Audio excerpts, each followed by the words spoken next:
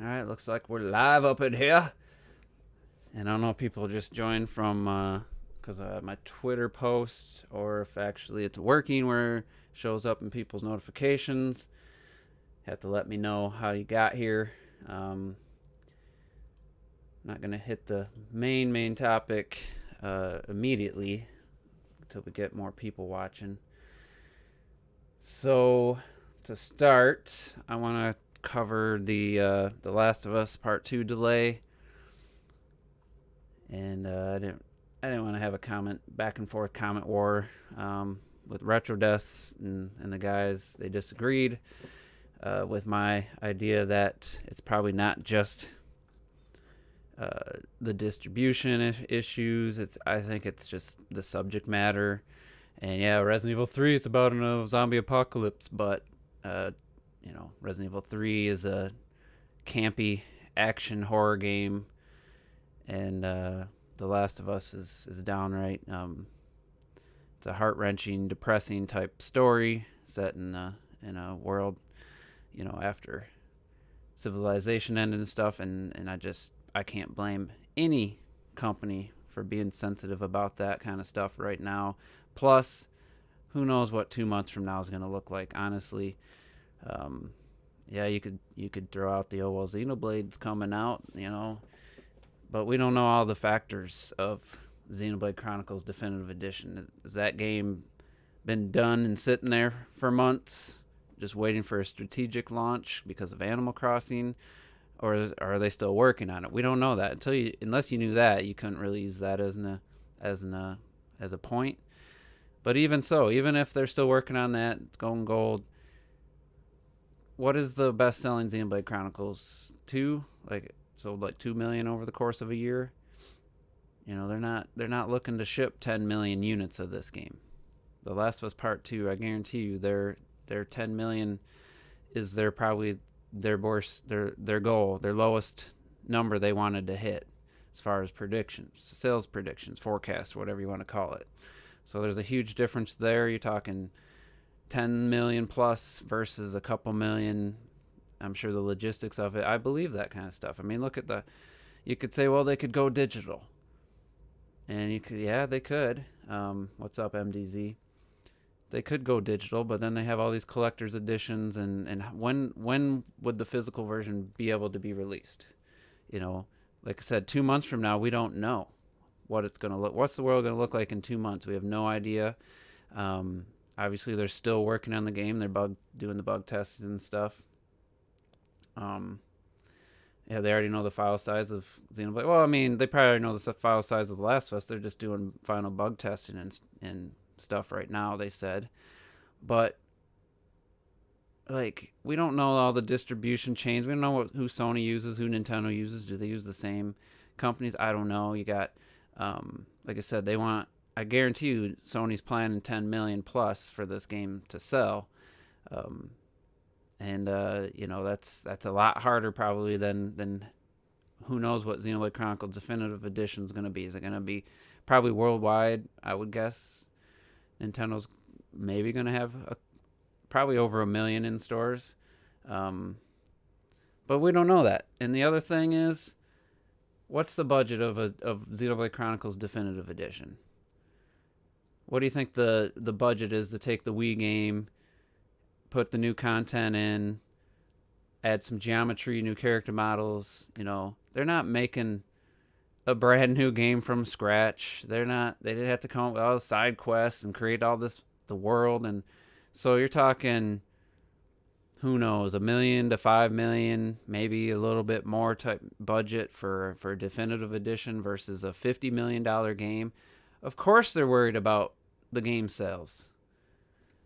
If you had 50 million or 100 million into a game, and you're going to be like, well, they just care about sales. Of course they care about sales. Wouldn't you fucking care about sales?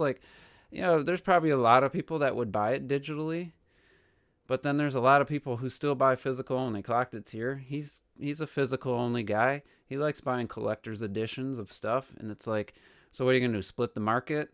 And then when the physical version comes out, whoever knows, 2 months later, can you still charge 60? There's just so many unknowns and so many questions. And the other thing about this that I find kind of funny is people don't know what indefinitely means. It seems to me they don't know what it means. I'm getting the impression from a lot of people they think it means canceled, or this game ain't coming out for a long, long time. And indefinitely just means an undetermined amount of time. They just don't know. They're not going to throw out another release date and have to change it again if let's say the coronavirus pops back up in China and they have to shut down again. Like, there's too many unknowns. Indefinitely just means an undetermined amount. It could be a month delay. It could be 2 weeks. A month from now, they could be like, "Our new release date, June 15th." Once they get the picture of, gets painted a little better of how things are going to pan out. But here in America, we got major cities that are just starting to ramp up with confirmed cases. New York, they're saying it's going to be the peak, they're hoping, by the end of April. But there's cities like Detroit, like New Orleans, they're just starting. They're like a week and a half behind New York City. So, I mean, this thing could be well into June. You could have a city like let's Kansas City or St. Louis, more inland. A month from now, they get all of a sudden they're the new hot spot for the virus. So there's just too many unknowns. And Nintendo's staying firm. Xenoblade never had a release date, so they just put it out there amongst knowing the coronavirus situation was happening. They threw it out there. They must feel pretty confident they can hit that. But again, like I said, they could already have those all manufactured. They could have had those game cards and packaging all done for a month. They could be sitting on them for who knows how long. We have no idea how long they've been sitting on, how long the game's been done. It could have been done last year for all we know, So in this day and age or this time, I can't blame anybody for delaying or postponing any events, any movies, any games. And I wanted to play The Last of Us Part 2. It was like top 3, maybe. It's a ever moving thing for most anticipated games of the year. Since 2 of them already came out, Ori and Doom Eternal, it was now my number 1 most anticipated game. And I'm not gonna sit here and get mad about it. Yeah, it sucks for all the crunching they did, or whatever they call it, where they had to work their asses off, try to hit the deadline. So maybe maybe they can relax a little bit. Maybe they're gonna just hold it and have it be a cross-platform day 1 launch on PS5. I mean, who knows? That would suck. But I said that after the first delay. Like, just make it a PS5 launch. Just make it a cross-gen. Hopefully you can just buy one version and you'll get the PS5 version if you bought the PS4 game. And then the PS5 comes out. Hopefully it takes full advantage of the PS5 without having to buy a PS5 version. I'm not as confident that they're going to do that as I once was. But let's see here. Let's see how many people we got. All right, so let me know, you guys, did you come here because I linked it, or did it show up in your notifications? I'm trying to figure out. I only got only 5 viewers right now. So I was kind of hoping to get some more people in here. I know it's early for West Coast. Probably too early for anybody out there, but so anyway, This is a shitty situation. Lots of people are dying. I don't know what the global death toll's up to now. It was getting pretty high. But I haven't been trying not to watch every news press conference and stuff. One thing I would recommend, stay updated on information. Don't be an ignorant, put your head in the sand person, but also take a break. If you were like me and watching it, like every day you're watching the White House press conference and answering the questions, and I was just like, I'd take a day off, and I was like, man, that was nice not to hear it every day, because you're just hearing the same thing over and over and over. But information's changing. Now they want people going out to wear some kind of face protection. So I linked a video on Twitter of do-it-yourself masks, really simple, free, no sewing. Now they want people, if you're going to the grocery store, to have covering over your face, because like I've been thinking, I mean, it seemed kind of silly to say that it wasn't airborne. It's water droplets, but when you exhale onto a mirror, guess what? You have moisture in your breath. So now they're saying it hangs in the air, and now they want everybody to have face masks, but they don't have the supply of the N95 mask. But if you can make really, if I don't have any rubber bands myself, but just rubber bands, a couple staples, and a paper towel, you can make a pretty nice one-time use mask. You go put it on before you walk in the grocery store. As you're walking out, throw it right in the garbage. We have at my grocery store that you don't have to touch anything to put stuff in the garbage. They're saying it can be in your hair, so people wearing hats, and then you just take your hat off, leave it out in the garage or something, or for a couple days, so just got to be smart. It's an unprecedented time, and yeah, I'd love to be playing The Last of Us on May 29th digitally, if they couldn't get the physical, but can't be mad at them. And the other thing about this too, like I talked about the subject matter, I have Ori and the Will of the Wisps, and I'm barely playing the game because it's just such a somber, depressing like story. It's challenging. I love the gameplay, but it's just such a somber mood that I just really don't feel up like really wanting to play the game. I've been playing Control. I ended up canceling my Resident Evil 3 pre-order, which I'll talk about right now. Is find out the game's 5 hours long on a average play session, first playthrough, and then it only gets quicker after each playthrough. You can beat it in like 2 hours after that. I was like, sorry, I ain't paying $60 for oh cool, now everybody's getting notifications, so that's nice. But I ain't paying $60 for no 5-hour game. That's your first playthrough. Now there was one reviewer I think on GameSpot that said it took her 9 hours, but every other review I've listened to said it was about 5 hours for their first playthrough. So yeah, sorry. So you're finding the ruin world of Hollow Knight, yeah, but you don't have to deal with somebody dying. I'm not sure. I know there's some sad parts in Hollow Knight, but so far in Ori, it's just straight sad, depressing stuff from the get go. Like, it's hard to, it's not uplifting. Let's say that. But anyway, what was I talking about? Got distracted. Oh, Resident Evil. Yeah, so it's like Resident Evil 2, the first playthrough, I think I spent 12, 13, 14 hours. I can't remember the exact time. It was in the teens.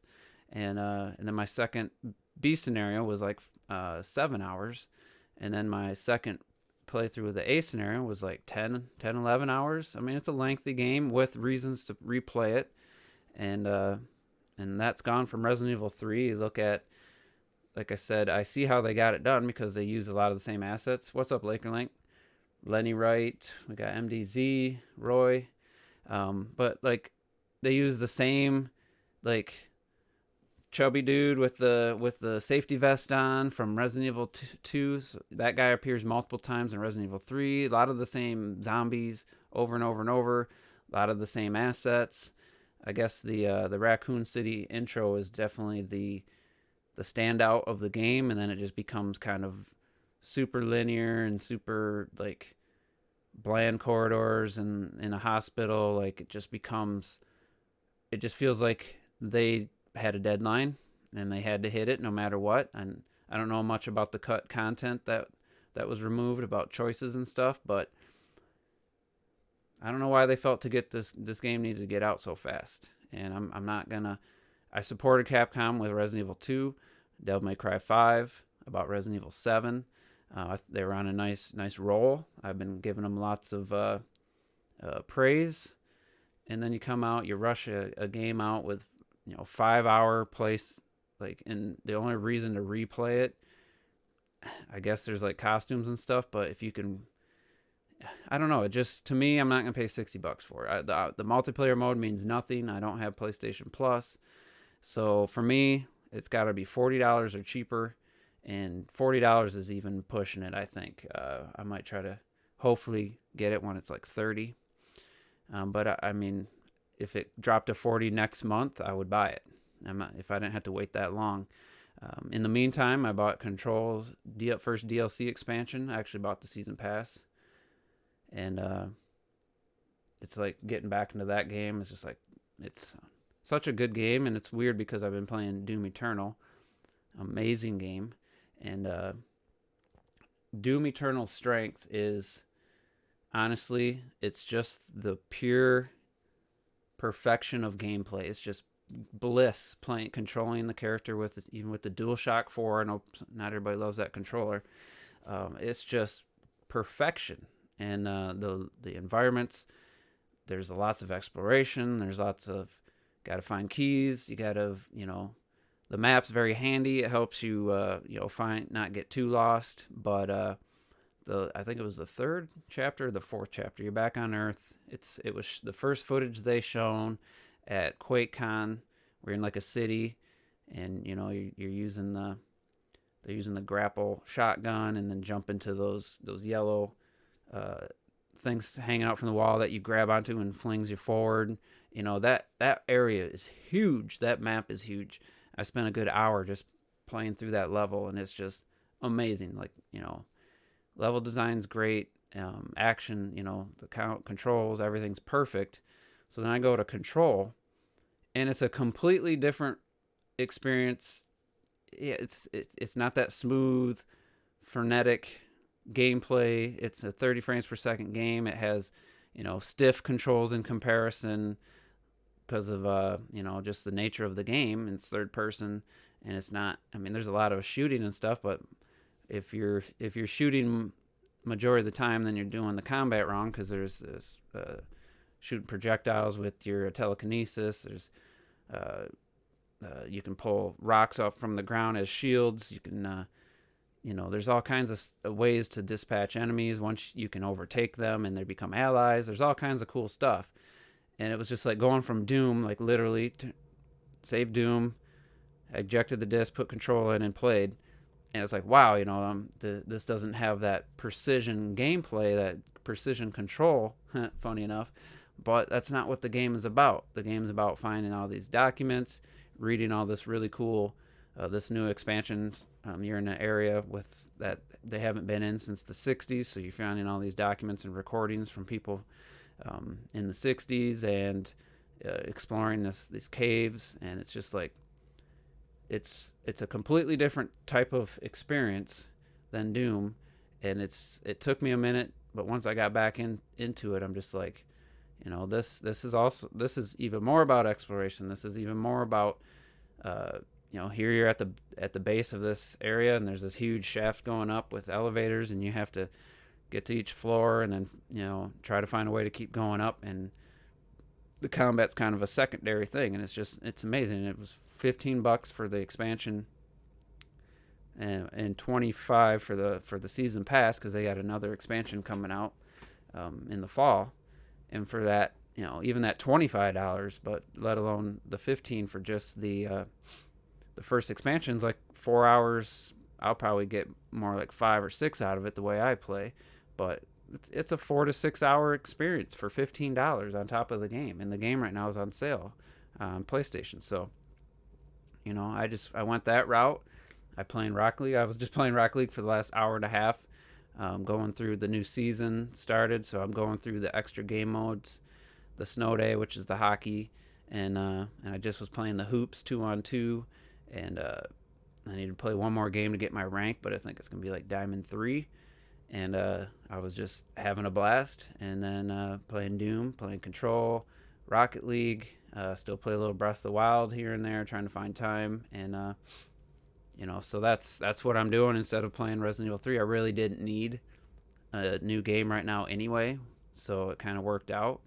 And once Resident Evil drops in price, I'm looking forward to playing it, because the demo's really fun. And it's just not worth $60 to me. And I feel bad for if that had some kind of special edition that was like collector's edition that was super expensive. I'm bummed because I'm missing out on the Steelbook case that would match the Resident Evil 2 one I have. The Steelbook's $20 by itself, so I almost just kept the pre-order just for that, because I'll definitely miss that when I don't have it. But it is what it is. I had to take a stand. I have, what do they call it? Not beliefs, but principles. And I can't pay $60 for a 5-hour game when I was complaining about the Goose Game being $20 for a 3-hour game. So it's just not worth it. So I decided to cancel my pre-order. I didn't cancel my Last of Us pre-order. I'll wait to find out more information. If they say, hey, we're just going to make this a PS5 game, I don't think they will. I don't think there's any chance of that. But something like that, I would cancel. And I'm definitely, the PS5 launch and stuff, they just reconfirmed holiday. And you got take it with a grain of salt. Reports coming out that it's overheating and stuff. And it's like, I'll wait till a legit source talks about it, but I am a little concerned about Sony's strategy. They did correct. Mark Cerny made it sound like it was only going to be backwards compatible for the top 100 most played games, but that's just for the PS5 mode. It has native PS4 Pro built into the chip. They do have to make sure, just go through quick and make sure every game works, but so the backwards compatibility is going to be there. Just, it would have been nice if all the games could have just worked, with PS5's processing, so you take advantage of extra processing, but the solid state will definitely be in play. If you choose, they're kind of suggesting hooking up an external USB drive for your PS4 games, because the SSD is so small. So it's going to be interesting. Definitely not getting the PS5 day one at this point. There's just not enough info, for one, but two, everything they told us so far is not looking that appealing. Xbox Series X definitely looking like the more appealing day one purchase for me, and we'll see. But we still got to know the price. And Phil Spencer said they're pretty happy about the flexibility they have with the price. So I'm pretty confident it's not going to be over $500 for what you're getting. That's an amazing deal. And then one other thing I want to talk about before we get in the main topic, and this could relate to Switch, and I mentioned this before. It's pretty tech heavy video, so you might not, If you ever buy Xbox gear, you might not, you might get a little bored, but the summarize, so this technology, DLSS, it's and you can't see because of the, let me shrink the chat real quick.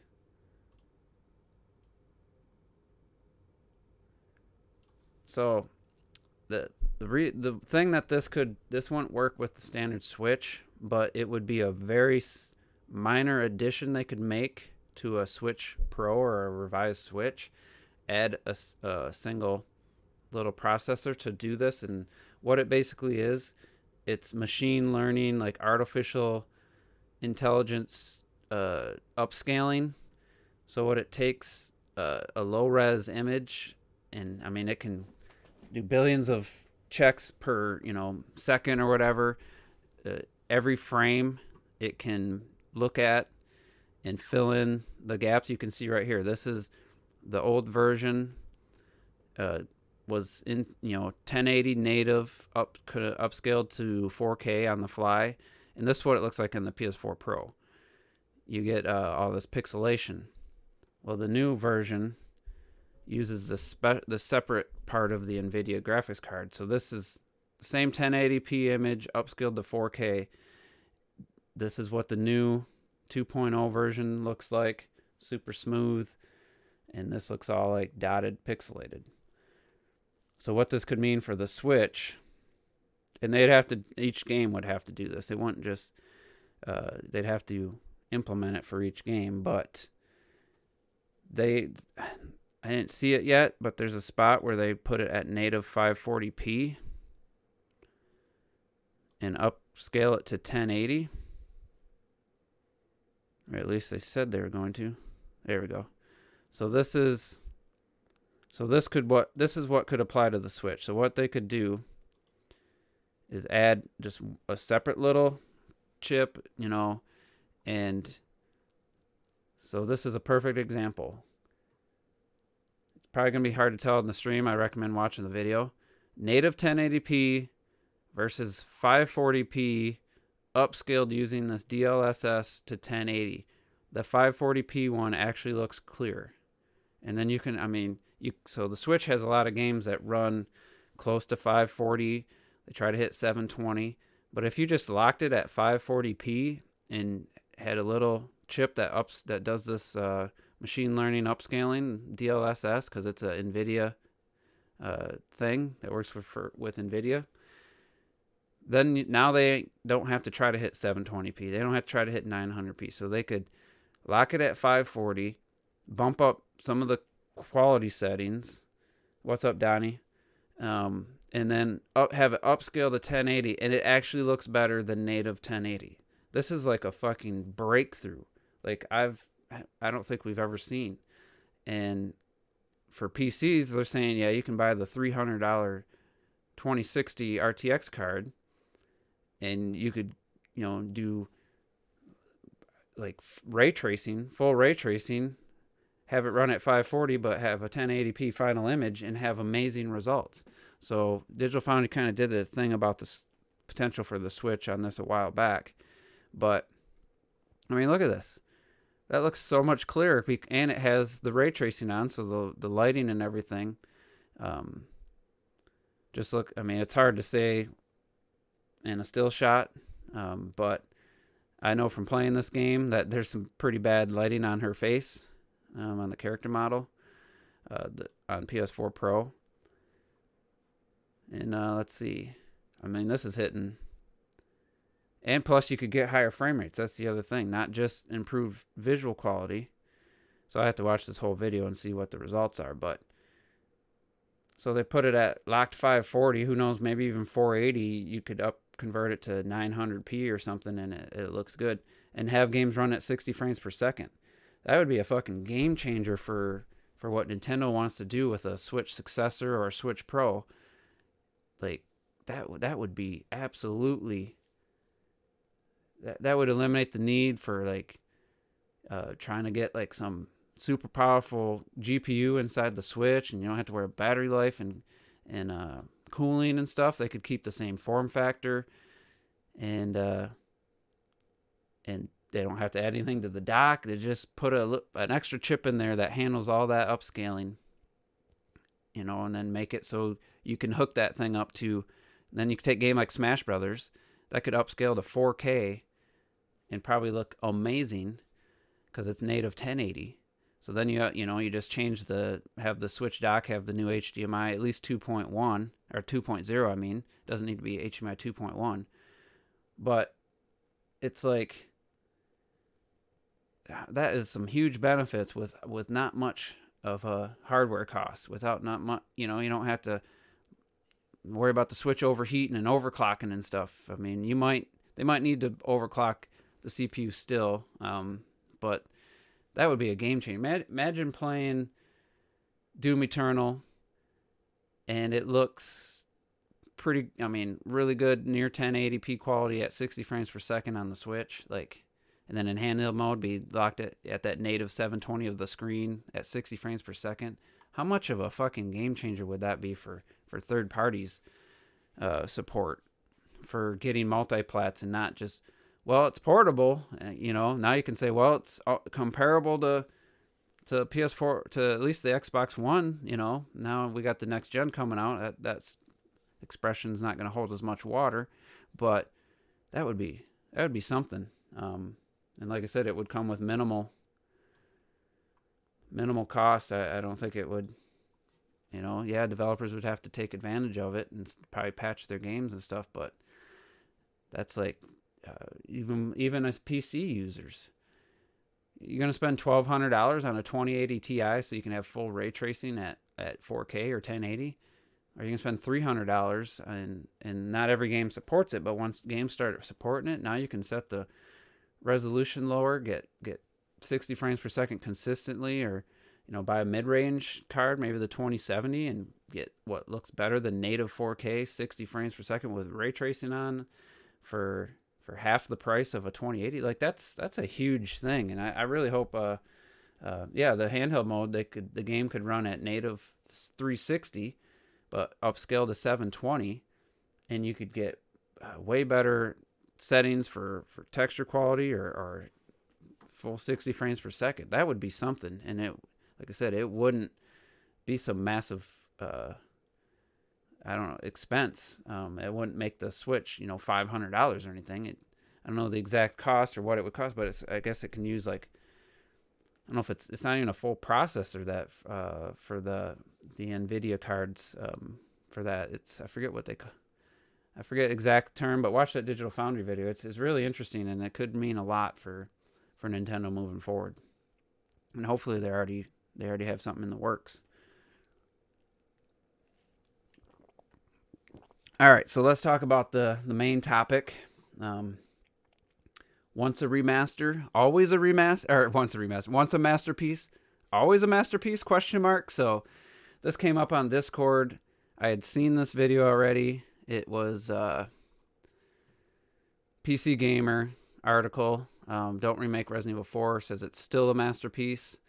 Doesn't need to be remade because it's still a masterpiece today. Playing it today. And me and Clocked It, had a obviously different opinion. I said it doesn't play like a masterpiece anymore. It doesn't take away from it being one of the best games of the 6th gen. So I mean, that's just factual in my opinion. But this is a bigger discussion. I don't even really like to use the term masterpiece. I don't use it rarely, if ever, because it just, to me, it insinuates perfection.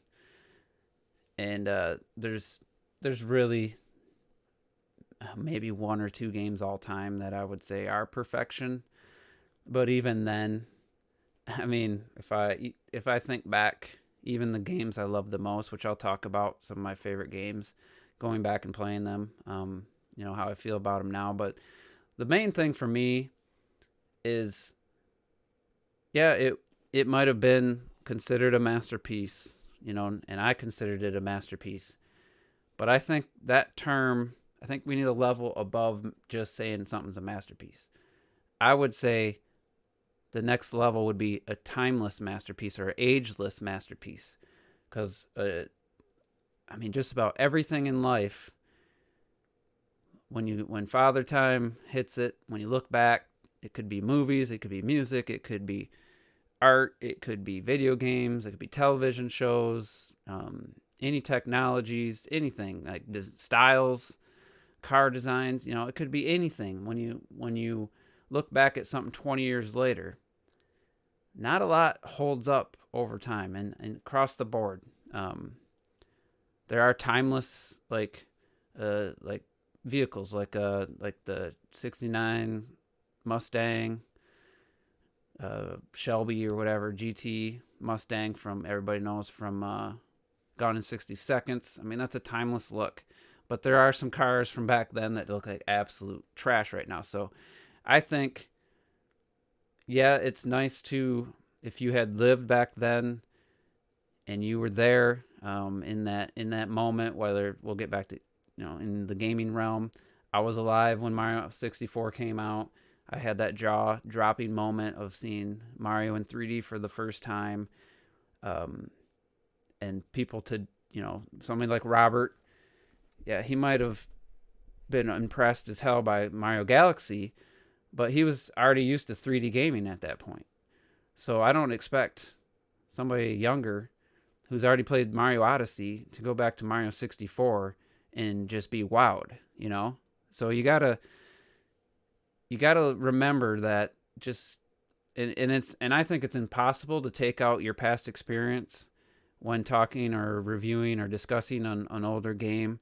It's impossible for me to take out that memory of walking into Toys R Us and seeing Mario 64 demo. Like, I can't pull that out of the equation.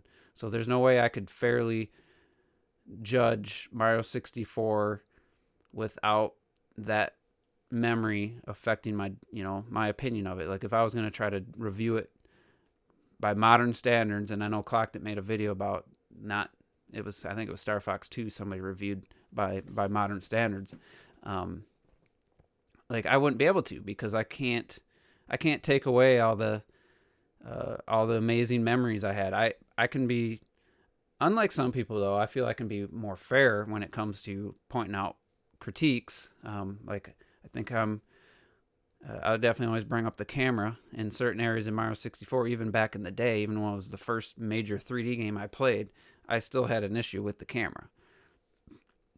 So that's only going to be made worse probably if I went back and played it right now.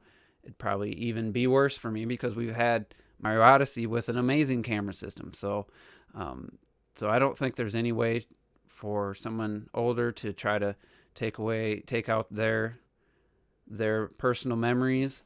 But at the same time, I think it's equally impossible for someone Robert's age or a younger gamer who's grew up with 3D games all the time to go back and try to review a game and try to view it in terms of, hey, look at what was out at the time. Put yourself in that 1997 mindset. You can't. That's impossible. That's an impossible ask of somebody. So I made a counter video saying that I think it's fair or interesting at the very least to go back to older games and view them from a modern perspective and see which games still hold up. Because I take pride in knowing that Wave Race 64 holds up today from a gameplay and control standpoint. The game plays as good as any game out there, a racing game. There's not really a lot of watercraft games, but it plays better than GTA 5's water racing side quests and side stuff you can do. It still plays amazing, and I take pride in that. So that, to me, is a timeless... I don't know if I'd say it's a masterpiece, but the gameplay is timeless, which I did a podcast on a few years ago. So I kind of find it super interesting to hear from somebody. Like, I love Robert's back of the backlog when he plays the older games, because I really want to know if they hold up to somebody like Robert. So I'm not worried that he's going to be like, oh, this game plays terrible. Like, if he said that about one of my favorite games of all time, Link to the Past, I might give him shit, because I know when he plays that, he's going to have to look up a lot of stuff, because it's really hard. That game doesn't really hold your hand at all. But if he's like, oh man, I don't like how I didn't know that I needed this medallion. There's no indication I need it until I try to get to the Dark Temple, Death Mountain dungeon in the Dark World. Oh, I need this. Where do I get this medallion? That happened to me in my recent playthrough. And yeah, Super Mario 2, 3, and World, timeless. I think even Super Mario Brothers 1 still controls really well. Super Mario Brothers 2 controls perfect. Super Mario Brothers 3, I will say Mario feels a little slippery in that one, but once you get used to it, it's fine. In Super Mario World, they all have their slight differences in how Mario controls and feels, but once you get into it, they still play perfect. Super Metroid still plays absolutely perfect today. A lot of what I'm about to say deals with the 3D generation, starting with the 5th gen into the 6th gen. A lot of my favorite games, looking back at them now, playing them within the last 5-6 years, my opinions on them have changed, but my memories haven't. These games are still classics, still all-time greats from the consoles they were on, but maybe they don't hold up as well. And I have no problem saying that about some of my favorite games. Even Ocarina of Time, I've said multiple times, I can't play it anymore because the damn inverted controls for aiming the bow. I just can't play it like that. My muscle memory is just too far gone where I have to press up to aim up. I can't press down to aim up. I can't even do it for Starlink. For a flying game, I have to press up to aim up. There's nothing going to change that. So I can't play Ocarina of Time. I could get the 3D version and use the gyro aiming. I just never was interested in playing that on a handheld. But so before I go any further, I want to talk about other things outside of gaming that time has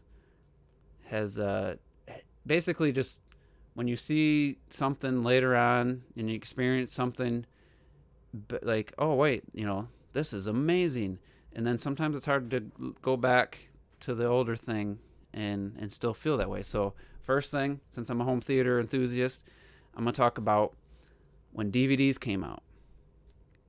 So I had a decent VHS collection going. My cat's running in and out of here like fucking mad because she's all hyper. But anyway, I had a JVC receiver, I had Dolby Surround Pro Logic, and I had a VHS player, Super VHS player, and I'm buying Twister and Armageddon and Batman and Robin, and I'm listening to the surround sound, and I'm just blown away. Like, oh my god, this is amazing. I had a 5 point. I don't even know if I had a sub. I didn't have a sub. I had bigger speakers with big 10-inch woofers, but and then DVDs came out, and I remember one of the first movies I bought was Armageddon. Well, first I still had my old receiver, so I still had just a Dolby Surround Pro Logic receiver, and I got my DVD player, and I'm like using the analog left and right audio, and I'm like, it sounds better. A year later, I went out and bought a Dolby Digital DTS capable receiver, bought a fiber optic cable from my DVD player to the receiver, selected bitstream audio out, let my receiver decode, and put on Armageddon, and my mind was fucking blown. I couldn't believe the improvement in the direction of audio, the volume of audio, and the overall just quality of the audio. There was no going back to VHS. Same movie. I could put a VHS even on that new receiver because that still had Pro Logic 2 on it, but it didn't matter. You're talking about low quality audio versus high quality at the time, the highest quality you could get. Then movies came out that had the DTS audio track. DTS had a higher bit rate. It took up more space on the disc. And it was a nice jump up over even Dolby Digital. It was another improvement. And I'm just like, this is just so good. There's no getting better than this. Well, fast forward a few years, 10 years maybe, Blu-ray comes out.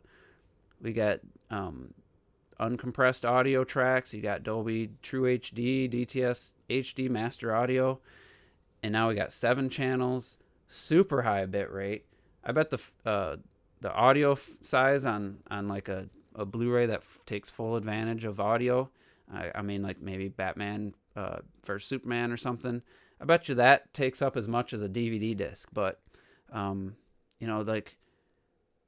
it was a nice improvement. But now you got Dolby Atmos, 100 different sound directions that uses algorithms to place sound in a different way, and now it's hard to even go back to the standard Dolby Digital that don't even sound close. So it's like the technology has shown me that the improvements that once I heard that, I put back the Lord of the Rings. The Return of the King is still the best sounding DVD I've ever heard. The elephant scene where they're fighting the elephants, the best sound design on DVD. Nothing can change that's still the best sounding DVD I've ever heard.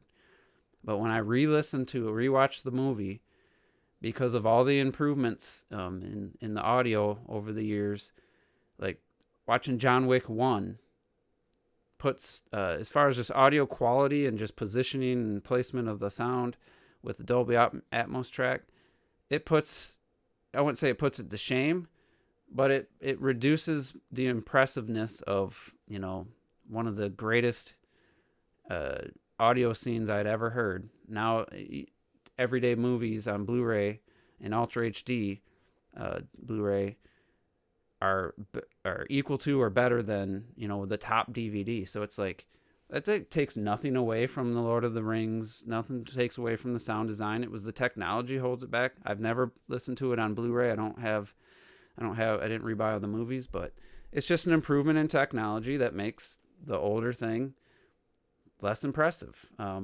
Another example would be, I had the same car for 11 years, a 2002 Subaru WRX. Loved the car. I owned it, my main car, my only car, for 11 years. That's a long time to own a car. And I traded it or sold it in 2015. I bought a Toyota Corolla. It was nothing impressive. I mean, it looked nice, but I get in, put it in reverse. Now I have a backup cam. It's like, what the hell is, this is weird. I can't look at my dash while I'm backing up.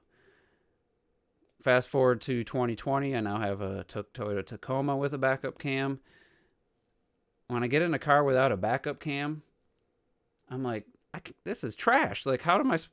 Like, yeah, you should have the skills to be able to back up with your mirrors, but when you want to, like, let's say you're backing into a parking spot at a store, and you want to get as far in but not hit the car behind you. I mean, you can't.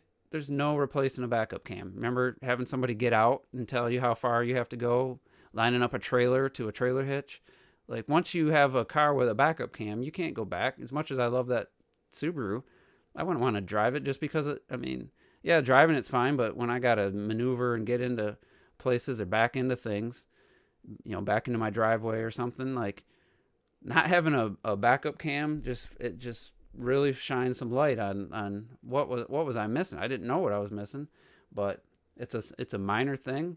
But I don't think I'd buy a car that doesn't have, if it didn't have a backup cam. That would be a deal breaker for me. Like, plus all the other improvements with just having a nice touchscreen navigation and stuff. Like, some things are just so revolutionary and game changing that it makes it so the thing you previously thought was awesome, it just takes it down a notch. Doesn't ruin my memories, my 11 years of driving that Subaru and having a great time, road trips and stuff, but it's just something where once you've experienced something better, it does lessen the thing that you thought was great before. I have other examples, but I'm going to just get to the gaming part of it now.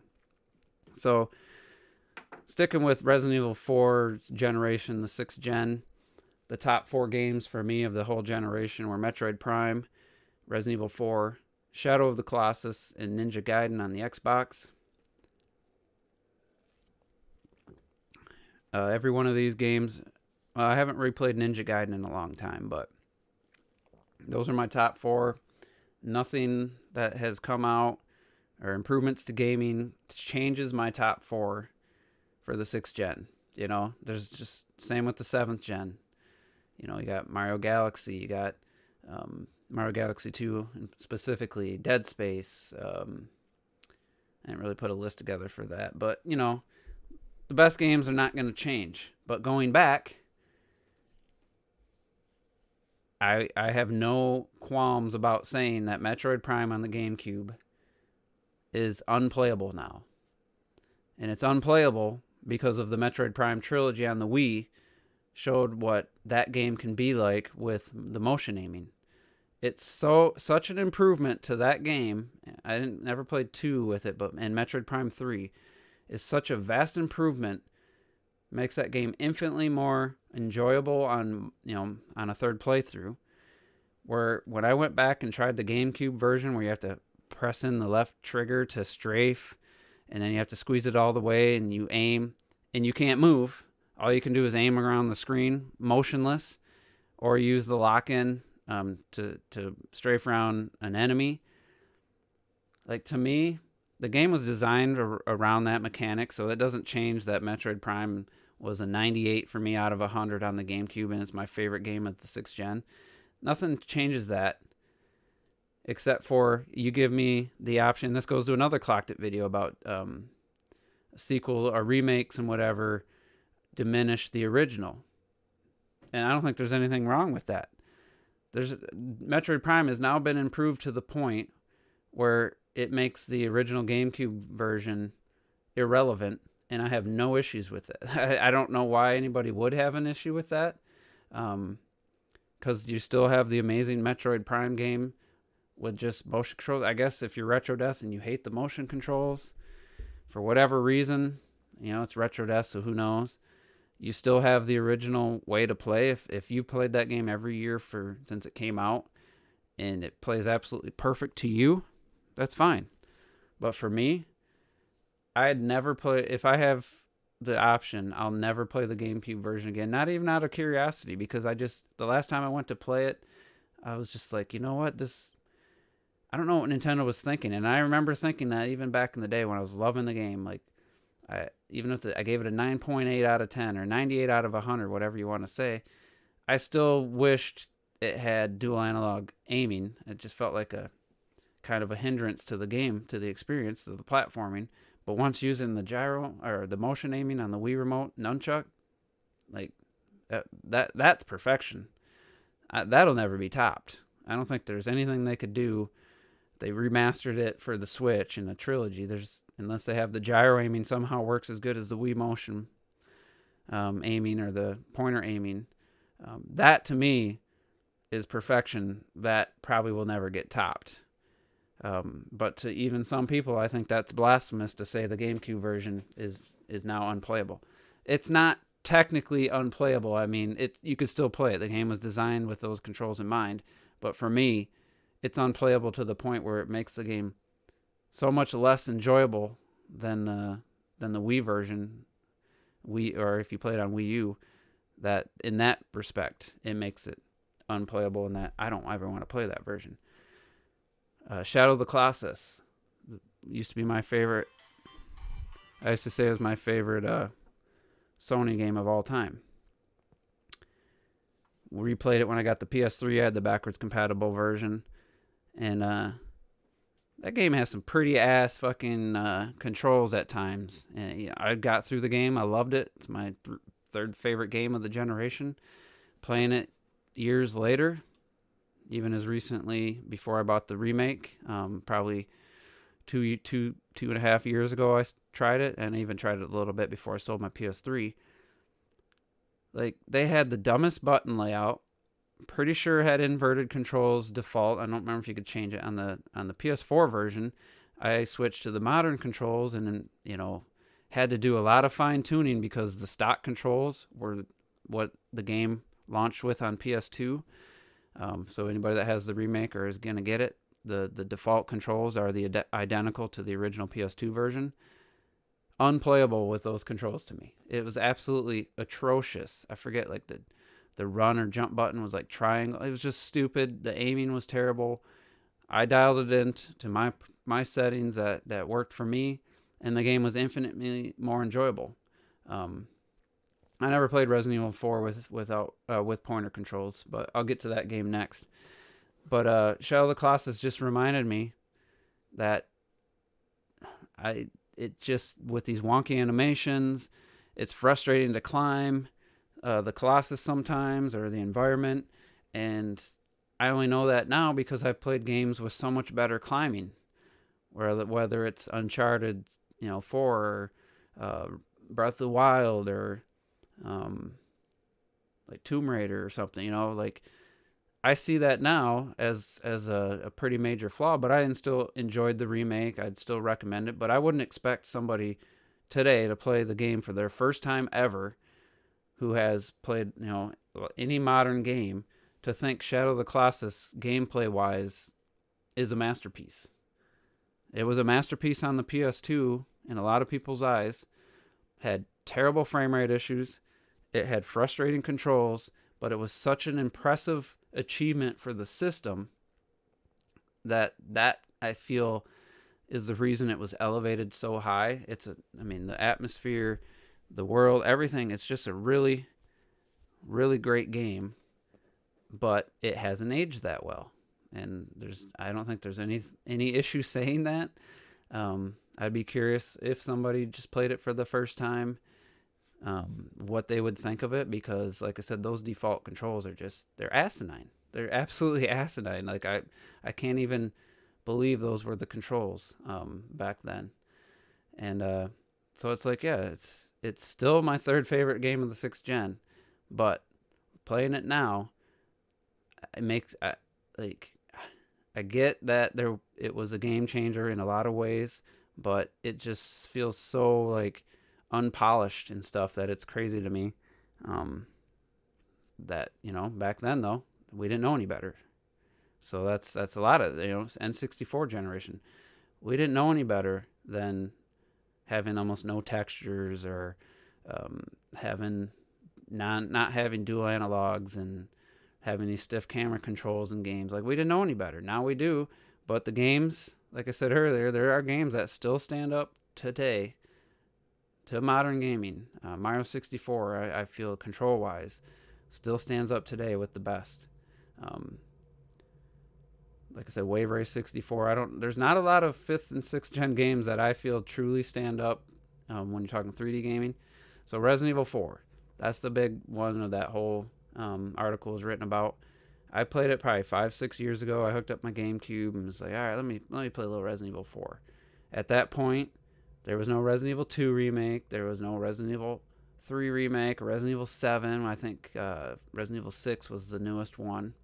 Maybe Revelations had come out on the 3DS. I can't remember. And the one thing that stood out to me above all else, the visuals were probably number 2, was just how stiff Leon felt moving him around the environment, and especially aiming. And I never played it on Wii, so maybe the Wii version is probably the version to have. But that was the first thing I thought. It's like, damn, like, how stiff are these? Is this moving around? He's just stiff animations, slow aiming. I haven't played one of the new versions at 60 frames per second. Maybe it feels better, but it just didn't feel right. It didn't feel great to play. Yeah, I could probably go through the whole game and still get enjoyment out of it. I mean, I'm not saying that, but is it still a masterpiece? And I say it isn't. I say it didn't hold up to the test of time. It's still a 20-hour game with epic boss fights, campy dialogue, tense moments where you have to, like the first time you fight the chainsaw guy with the burlap sack over his head, that still has that intensity and stuff, but it doesn't play that well to me, by not even just by today's standards, but it was the limitations of the hardware, limitations of game engines and developers back then. It was the best of what probably at that time the best third-person controlling shooter, with shooting elements. It was probably the best at the time. I'm pretty sure it was. It led to many games copying the over-the-shoulder camera angle. It definitely influenced a ton of people afterwards. It was a game-changing type of game. It came out, 5.5 years after Resident Evil 3, and only a few years after Code Veronica, or maybe that was Code Veronica. Code Veronica probably came out in 2000. So it was probably about 5 years after Code Veronica, and you have this completely different take on Resident Evil, and it was mind-blowing. It was absolutely stunning visually. What do we say about realistic visuals, though? Those are the worst. Those ones hold up the least. I mean, even a few years later, sometimes games that looked amazing to us start aging poorly. But just from a gameplay standpoint, it just doesn't hold up to me. So how do you say it's still a masterpiece, or how would I say it's still a masterpiece when it doesn't play, in my opinion, doesn't play that great anymore? And we've had examples, like I said, Resident Evil 2, the remake, is like everything I loved about Resident Evil 4, minus its flaws, and everything I loved about the original Resident Evil type games combined into one. And I know Clock that he likes the axe, shooting axes out of the air type stuff. That stuff I always found that stuff silly, stupid. I don't like that kind of arcadey, light gun type of stuff. I never liked that in the game. I didn't like the AI companion.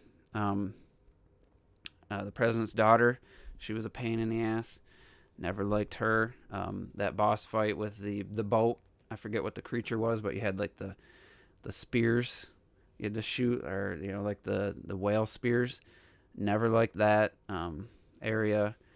So even though I love games, and even my favorite game of all time, Breath of the Wild, I've always been able to still critique them, I feel, pretty fairly.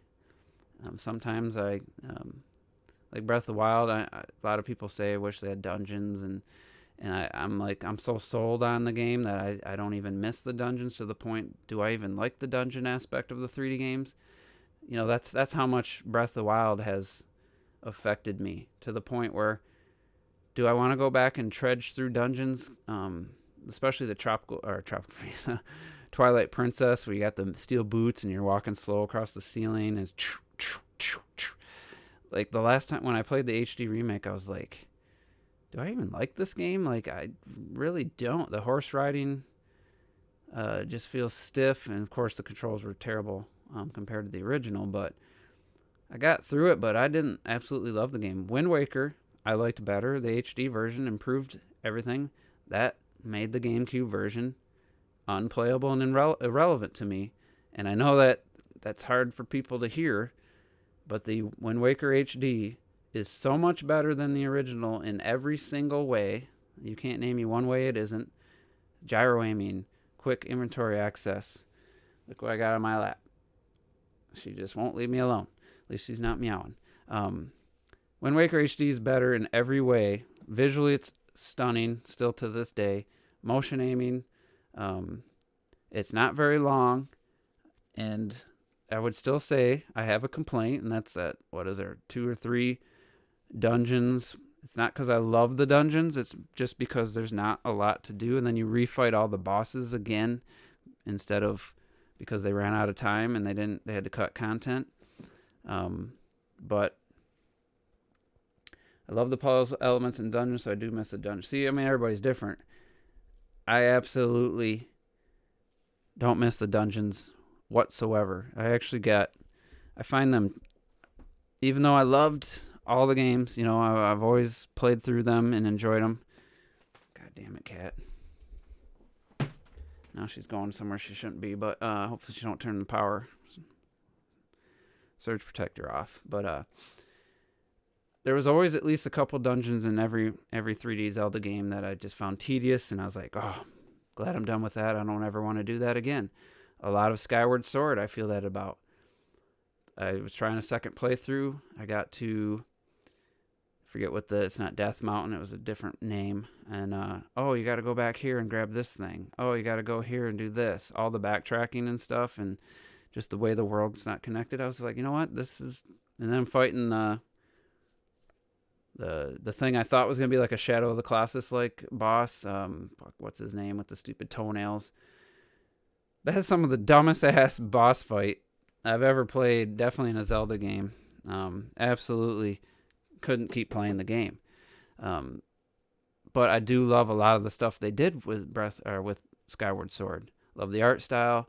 I like the motion aiming, the motion 1-to-1 sword stuff. I like the story. I like the final boss fight. I liked, some of the areas, like when you filled the woodsy area with water, and then now you're swimming and you get access to new areas. I like that. I like the pre-dungeon puzzle solving, the time stones and stuff. There's a lot of cool stuff in there. Don't get me wrong, but I do not miss the dungeons element whatsoever, and that's what Breath of the Wild did to me. It changed my view on the imprisoned. Thanks. That's that dumb. Oh, you got his toenails, and then you gotta once you do that, then you gotta go hit these other ones and hope the other ones don't come back before you're done. Like, that was just the dumbest fucking. Could have been so cool. Could have been a Shadow of the Colossus, like climb up them, and just it could have been really cool, and it was stupid. But Breath of the Wild is kind of pulling us all back together. Changed my view so much. I loved everything they did in that game so much that it changed my view on the past Zelda games. So, Ocarina of Time, still my favorite N64 game, no question. Fond memories of playing it on before Christmas, having the Christmas lights up in my room. Nothing will ever take that away. But after playing Breath of the Wild, there's no way I can go back to playing Ocarina of Time. There's just no way. Especially, if they put out a version that had regular controls, I mean, I'd still enjoy the game, don't get me wrong. But Breath of the Wild changed my view so much on the structure of Zelda games, because they just recycled it over and over and over. It was the same concept over and over and over. And for me, like I said, Twilight Princess, replaying the HD version, that was even before Breath of the Wild. So that's how something can come out, and show me what I didn't even know I was missing, to the point where it does take away from previous games, from previous generations, even in the same series. So, like Ninja Gaiden on the Xbox, that's my number 4 game of the 6th gen. Now that I played Bayonetta 2, going back to Ninja Gaiden, just watching the gameplay, it's like, oh my god, like, this isn't even close. It's not even in the same conversation. So it's just like, you prefer Twilight Princess over Wind Waker. I mean, everybody's different, but my Twilight Princess HD playthrough was mostly forcing myself to get through it because there was nothing else at the time on Wii U, and I didn't have another system at that time. And I just remember going through the dungeons thinking, yeah, some of the boss fights are cool. I did like the sky dungeon, temple, whatever you want to call it. I did like a lot of aspects of Twilight Princess, but I don't think you could pay me to go back and start Twilight Princess and finish it now. I would rather I'd rather start Breath of the Wild over. That's just all, and that's just the way I am. I'm not one to go back and play a lot of games. So I know Twilight, Meza T, they continually play these games, so they don't really lose that muscle memory. And maybe it's just like I've always been a moving forward kind of guy. I don't reflect back on the past. I don't have, what's the word? Not nostalgia, because I feel nostalgia, but I don't feel those ties to like the N64, the console itself, the what's the word I'm looking for? I want to say it starts with the S, but I don't feel that. I don't feel those connections. As much as I love the Wii U, I'd still put it as my favorite Nintendo console, even though its library's been pillaged. Going back to it, it's like, man, this thing's a little sluggish. It boots up slow. I don't like having to close the game every time I like being able to suspend games. I still my favorite Nintendo console. It's way better than the Switch in my opinion, but some of the small things like suspending games and quickly booting up and stuff, in PS4, I love just suspending a game and it within 5 seconds I'm playing the game again after I turn this PS4 that was in rest mode. Like those things I do miss. God damn, what is that word? It's bugging the hell out of me. Sentimental, yes. I don't get sentimental. I don't know if I told this story, but my brother he bought a house and they built this big garage and had all these garage parties and had a nice bar and nice yard, and there's dartboard, there's air hockey, lots of fun memories. I helped him do like a little theater room. It was a really budget one, but it was had decent sound, and for football games, Super Bowls, always had parties. And my mom was like, when my brother got divorced, they sold the house, and she's like, we're going to have one less get together at the house, before we say goodbye to the house. I'm like, what do you mean? Like, it's like, I was just there last week. And like, well, it's our last time. It's the last time we'll be at that house. I'm like, so it's just a house. Like, I didn't understand. Like, I don't understand what you're trying to tell me. Like, it's the first time, this was probably 10 years ago. It was the first time I realized that I don't have sentimental feelings about, objects like that. Even my favorite car of all time, I know, like the next day I'm driving a different car and I'm like, oh, I miss my old girl. Like I don't have that part of my brain, or maybe I'm just cold as ice, but I just don't have that sentimental feeling. I don't feel that about game systems. I still have my N64 day one box, in decent shape. I clean the controllers, I still have them. I like to have them, but I don't really feel like I've said 100 times, I'd have no problem playing Mario 64 on a PC or on a Switch or using a Pro controller, using an Xbox controller. I just don't care about that kind of stuff. So maybe take that when you think about what all I've said, maybe take that into consideration. The closest thing I have to feeling sentimental is my most prized possession, and it's my complete Link to the Past version, Super NES, complete box, all the manuals, all the little brochures, the map. It came with a little hint book. Cartridge is in great shape. The box is in, I would say, near mint shape, and that's a prized possession I have. So I guess that's one thing that I would say I feel sentimental about. I'd never sell it. It's not, I couldn't probably get more than $100 for it. If somebody offered me $100,000, I'd take it in a heartbeat. $10,000, I'd take it in a heartbeat. But, for what you look up, complete versions are about $100. Definitely not. I'd rather just hang on to it. So I guess that's the closest thing to sentimental value. That's my most prized possession. My number 2 would probably be still video game related, probably Ocarina of Time, the collector's edition with the gold reflective it was like glued down to the box. So I guess those would be the 2 things. But overall, in general, I just don't have that sentimental feeling about things, and especially with games. If I feel they didn't age well, I don't care if it was one of my favorite games of all time. If it didn't age well, it didn't age well. I got to be honest about it. Someday Breath of the Wild, let's say Breath of the Wild 2 comes out and adds underwater swimming and these vast underwater areas, and it's just it going back to Breath of the Wild 1, I'm going to miss that. I guarantee it. Fucking guarantee it that will make Breath of the Wild feel lessened or lesser. But if Breath of the Wild 2 is in Hyrule again, and you don't have that awe and that feeling of exploration, wild exploration, that feeling of discovery, then Breath of the Wild 2 will feel lessened by the fact that it doesn't have something that Breath of the Wild had. So it's kind of go back and forth.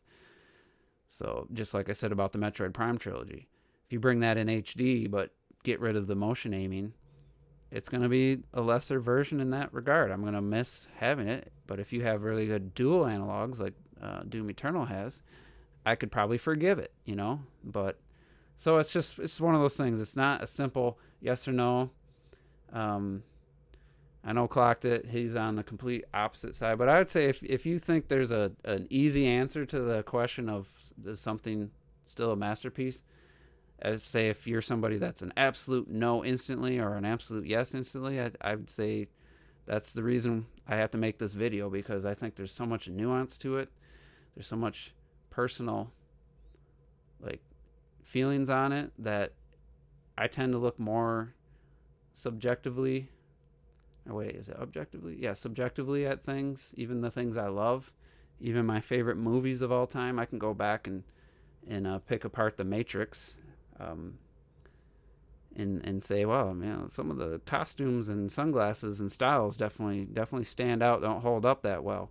The overall movie still great, but the Fight Club's one of my favorite movies. But every year goes by, the last few times I watched it, it had less effect on me. It's starting to 20 plus years, 25. What is it? 99 it came out, so 21 years. It doesn't hold the same feelings anymore. I still, the first 5 or 6 times I watched it, it was my all-time favorite movie. But over the years, it's it's still great, but it hasn't. I don't get the same feelings I used to get. Same with just about every movie ever. What's another one? The Fifth Element's probably the only movie that I don't care when it comes on or when I see it. I get the same level of joy out of it. But I wouldn't expect somebody like Robert, who's never seen it, to go watch The Fifth Element today and be blown away and just think it's the best thing ever. I understand that it's going to probably feel dated. It's going to be it's quirky, and it just probably isn't going to be the type of movie that's. But at the same time, I know a lot of people that love the movie now that would have never watched it when it came out. So it's, like I said, it's nuanced. There's so many different variables.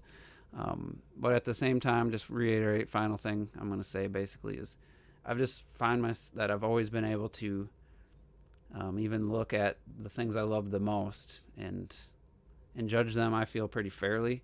Even some of my favorite music from my high school generation, like Bush was one of my favorite bands. And now I listen to the songs now and I'm like, Machine Head's pretty cool still, but, some of these songs just, they just don't.